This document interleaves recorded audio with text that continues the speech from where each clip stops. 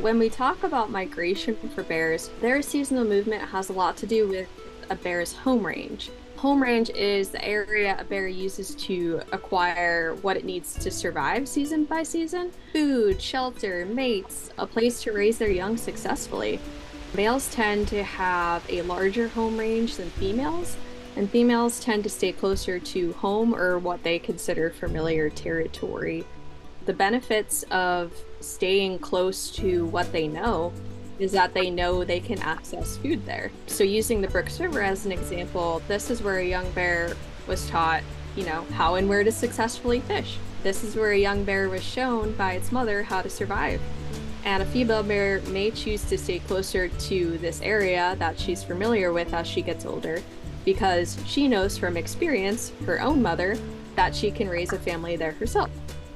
A lot of bears consider the Brooks River corridor part of their home range. How they live in and move around this area can be determined by the seasons. So in the height of summer, what we typically see is lots of bears clustered around the falls. They are all fishing for that salmon, and so that large concentration of salmon at the falls, and then typically the higher water levels down at the lower river, results in all these bears going to the falls area to get the best pick of the fish. And then typically it's August and September where we see bears dispersing along the river following dead and dying salmon that's more spread out from the falls. This year, like I said, is a little different. We've seen more bear activity in the lower river earlier in the summer than usual.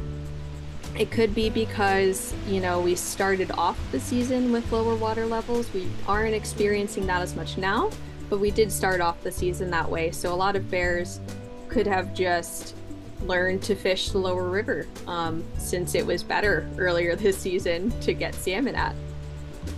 Another movement that bears have to do in the fall and the beginning of winter is their movement to their denning sites. We do know that there are some bear dens on Dumpling Mountain. We've also found dens on Mount Katolanat, which is about, if we're talking straight miles away from the river, maybe about 15. Mount Calais, about 6 miles away. And we found dens 40-ish miles away from the river near other mountains farther out. So some bears do travel a great distance to their denning sites, but we've seen a lot of dens closer as well. So it does depend on the bear.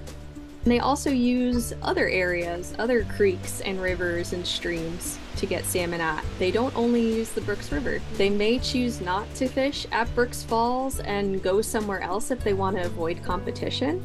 So a lot of mother bears with young cubs may choose to not come to Brooks Falls at all while they have those young cubs, because they prefer to not deal with the competition that could affect their cubs while they're young and vulnerable. They may choose to come back to Brooks Falls to fish when they don't have cubs, because it could be a good mating opportunity for them, and then they can go elsewhere where there's salmon and other foods if they have a litter again.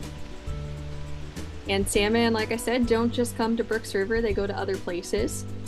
For some creeks and streams, it does depend on the season, so salmon arrive later in some streams than they do to the Brooks River. So later in the season, we could see less bears here, and maybe they're going somewhere else. Bears also utilize the park's coastal areas. So Katmai National Park encompasses 4.4 million acres, and bears are not just using the Brooks River corridor, they're using as much of the park as possible. And salmon is an important food source for Katmai's bears, but it's not their only food source. If we're talking coastal bears, they may seek out clams, mussels, sedges, among other foods that you can find along the coast while they're foraging in the spring. If they stay on the coast, if that's more of their home range, they could find other fish. Sometimes whale carcasses are available to them, and even sea otters. But it's important to note that while a bear may have a home range, it doesn't understand boundaries like we do. So bears may leave Katmai's park borders and come back. They may always stay in the park borders depending on their home range and where they like to live, or they may leave entirely. There are plenty of bears that never come within Katmai's borders. Or a bear could decide that they don't want to live here anymore and they go somewhere else. But they don't understand borders and boundaries like we have on our maps. They're gonna go where they can survive and thrive, and that is all across Alaska, all over the peninsula.